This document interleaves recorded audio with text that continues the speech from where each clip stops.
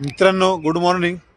मी सकाळी पुणे स्टेशनला गेलो होतो भाडं घेऊन आणि तिथंच मी लाईनीत लावलं, म्हणजे साईडला झेंड्याच्या खाली एक सिंगल लाईन असते, तिथं लावली गाडी मी. आणि एक दोन जण आले, म्हणले मला इथं गाडी लावू नको. म्हणलं का रे बाबा, नाही इथं ओला उबेर अलाउड नाही, इथं लावायला आम्ही देत नाही. रिक्षावालेच होते. मी त्याला बोललो, तू कोण होतो बोलणारा? म्हणलं, तो बोलतोय मला, आम्ही इथं हप्ते देतो, आम्ही लावतो गाडी इथं, दुसऱ्याला लावायला देत नाही. म्हणलं, मी गाडी काढतच नाही, आम्ही पण टॅक्स देतो, माझ्या लादीला लागू नको.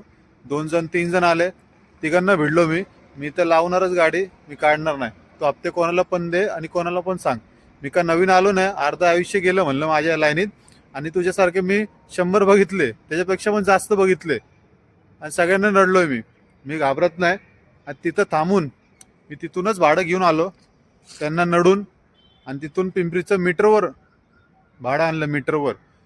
हे यांच्यामुळे ना, रिक्षावाले जे भुरटे आहे ना पुणे स्टेशनला, त्यांच्यामुळे ना आपले जे रिक्षा चालक आहे, जे चांगलं इमानदारी धंदा करणारे, त्यांचं नाव खराब झालं.